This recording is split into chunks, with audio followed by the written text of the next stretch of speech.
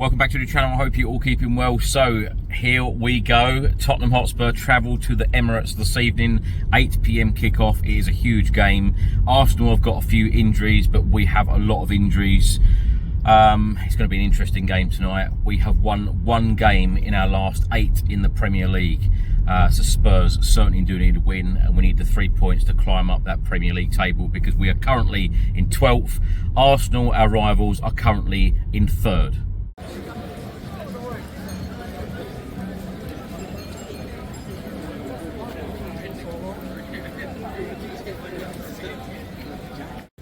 So just arrived at the Emirates Stadium. I've got Arsenal fan Kenny Ken with me. Kenny, how are you? Well, I've put my duck mandarin on for you, so I knew I'd be meeting you. So if the reason why he's smiling because I smell nice. You know, I did it all for Chris.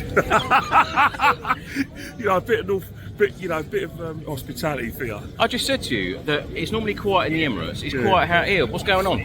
Well, for a start, the reason why evening kickoffs are always like that. They're always like that because simple reason people come back from work. You'll get in the stadium now and you'll think that no one's going to turn up, but 5 minutes before kick-off, it fills up, and I think that's what it's like today. But morale's very low in the football club. You know, losing to Man United, our rivals, and let's face it, we couldn't beat 10 men. Couldn't beat 10 men. Kai Havertz is out of form. He's got the bird from a lot of our fans.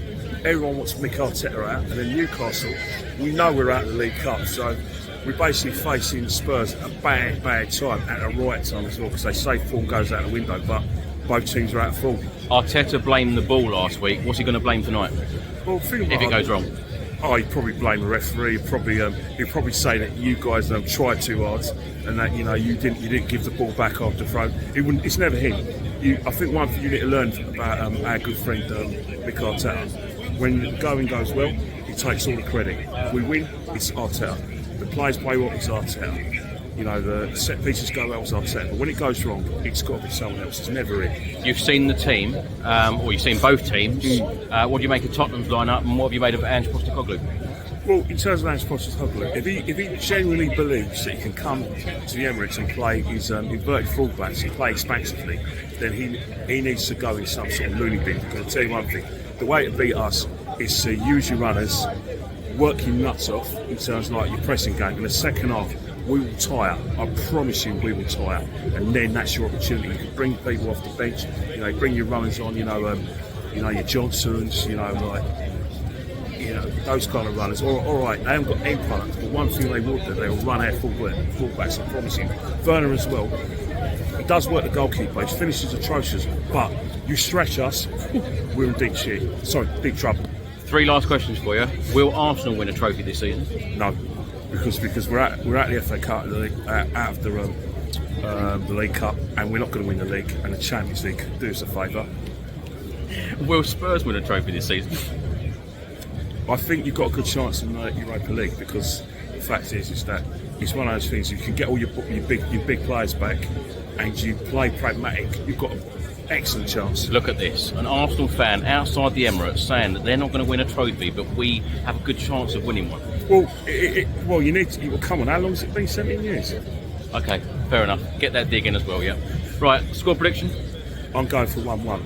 A 1-1, but that's my head. But my heart's saying probably a scrappy 1-0 for Arsenal. I think there's going to be goals in this game.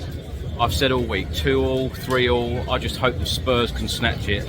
And as a bit like, who's going to be your Yunus Capaldi then? Who's going to be Yunus Capaldi? Could be Richarlison. Richarlison's back today. Again, that is another player that I know has got a point to prove. He is very direct.